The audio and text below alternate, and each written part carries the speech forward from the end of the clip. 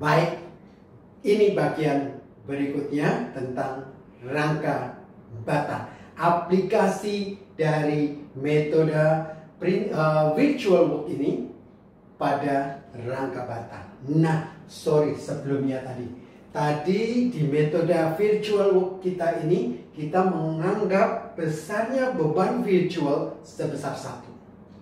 Karenanya atau unit. Karenanya metode ini juga populer disebut unit load method. Unit load method. Oke, ya, ini. Jadi ini kurang lebih unit load method kita ini. Ini kalau akibat, sekali lagi hanya akibat N. Nah, secara umum ini. Oke, tetapi ya, the good news is kalau kita bicara rangka batang, gaya dalam apa saja yang kita punya pada rangka batang. Pernah enggak kalian disuruh gambar bidang D atau diagram D, diagram M dari rangka batang? Enggak toh? Yang pernah kalian hanya diminta untuk menghitung gaya-gaya batang yang adalah sebenarnya gaya aksial saja. Bisa tarik, bisa tekan, tetapi hanya gaya aksial. Oke, jadi rangka batang, pada rangka batang yang ada sebenarnya hanya gaya aksial secara umum, ya, selama beban bekerja di titik-titik buhulnya. Kalau tidak, bisa jadi juga ada gaya geser dan momen. Oke, secara umum beban yang terjadi hanya gaya dalam yang ada hanya N. Karenanya itu pada rangka batang tidak ada M, tidak ada V, tidak ada T. Berarti pada rangka batang sebenarnya ya ini saja. Ini rangka batang. Ya, ini pada rangka batang. Kenapa? Karena kontribusi ini, kalaupun ada kecil sekali kontribusi, yang ada tinggal ini. Oke, that's the good news. Nah, itu rangka batang. Pada balok dan portal bagaimana? Balok dan portal bagaimana? Wah, pada balok dan portal pasti kita punya N, kita punya V, kita punya M, bahkan kadang-kadang juga ada gaya dalam T. Masing-masing pasti akan memberikan kontribusi terhadap perubahan bentuk dari struktur kita. Ya, tapi good news-nya adalah apa? Secara umum balok dan portal kita, ya, yang paling dominan adalah M, atau kontribusi terhadap perubahan bentuk itu yang paling besar di akibat M. Sedangkan kontribusi dari N, V, dan T secara umum sangat kecil.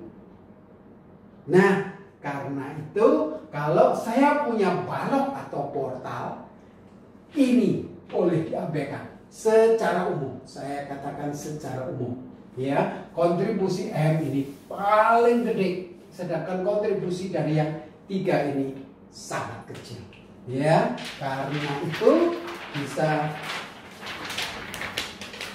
saya simpulkan untuk rangka batang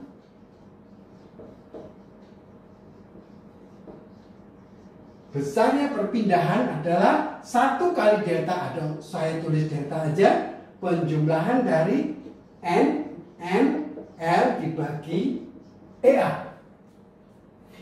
N kecil, gaya dalam akibat gaya virtual yang bekerja dan dalam arah perpindahan yang mau dihitung. Oke. Sedangkan pada balok plus portal secara umum, ya, perpindahan adalah hanya kontribusi dari 1 kali delta, kontribusi dari N saja. Nah, ini good news-nya. Jadi secara umum ini yang kita punya. Secara umum ini yang kita punya. Oke. Sekarang kita coba fokus ke rangka batang dulu. Ya, delta adalah sigma N kecil N besar L dibagi EA. Oke, sebelum saya lanjut, saya pengen tanya dulu. Apa sih karakteristik rangka batang? Apa karakteristik rangka batang? Paling tidak ada dua karakteristik dari struktur rangka batang kita. Ya, kalau kita lihat pada geometrinya, lihat pada sambungannya, ada dua ciri. Yaitu apa? Ada dua ciri. Yaitu pasti membentuk segitiga. Membentuk segitiga. Yang kedua, join-joinnya, sambungannya apa? Sambungannya adalah sendi. Ini dua karakteristik utama. Ya, bentuknya segitiga, sambungannya sendi. Apa karakteristik sendi? Karakteristik sendi ini. Ya, ini saya karet, ini sendi. Ini karakteristiknya sendi. Ya, bisa berotasi dengan bebas. Bisa berotasi dengan bebas. Ini karakternya sendi. Bisa berotasi dengan bebas. Oke, kalau sendi, ya, misalnya bentuk saya seperti ini. Saya karet semua. Berarti sendi toh? Oke, kenapa kok harus segitiga? Kenapa kok nggak boleh segi empat? Ini yang terjadi. Kalau misalnya saya beri gangguan, ya, saya beri gangguan, dia berubah bentuk, ya, saya berubah bentuk, gangguannya saya hilangkan, dia tetap tidak kembali ke bentuk semula, ya, tetap miring, tidak kembali ke bentuk semula. Ini dikatakan tidak stabil. Oke, tidak stabil. Nah, lain halnya kalau dia segitiga, ini tetap dikaret semua. Ya, berarti sendi. Kalau saya ganggu seperti ini, dia tidak mudah berubah bentuk. Kalaupun dia berubah bentuk, dia akan kembali ke bentuk semula. Ini bentuk yang dikatakan stabil. Karena itu, rangka batang dia selalu akan terdiri dari bidang-bidang segitiga. Kenapa? Karena memang joinnya sendi.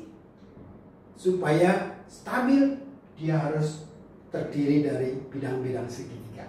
Dan selama beban dikerjakan di titik buhul, maka yang terjadi adalah gaya dalam yang ada hanya gaya normal.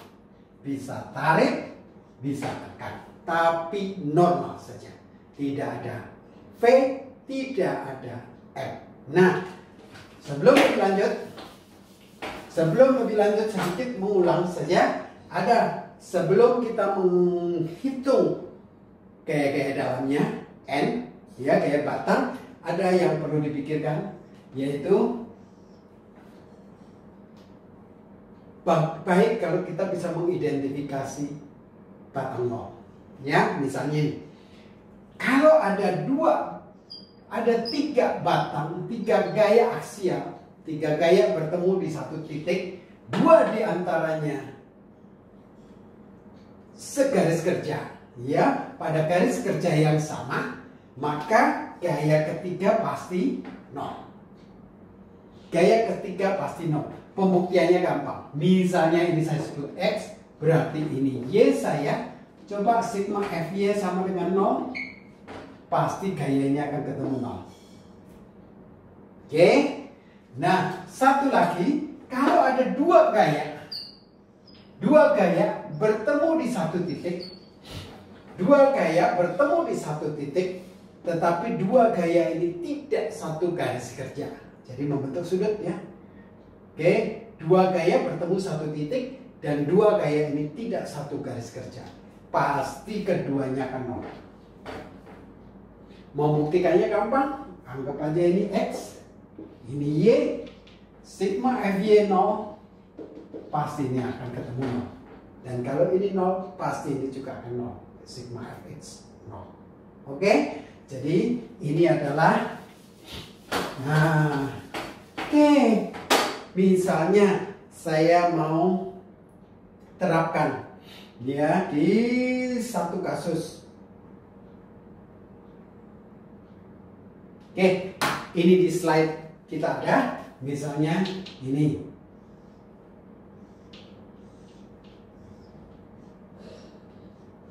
Oke, ini di slide ada, lalu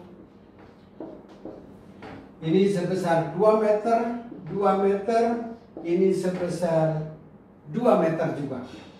Oke, ada gaya di sini sebesar 100 kilonewton.